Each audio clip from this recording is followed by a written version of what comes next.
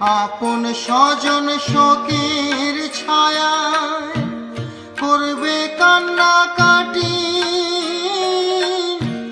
কেউ বা আবার ঘটা করে জ্বালবে রে ধূপকাঠি।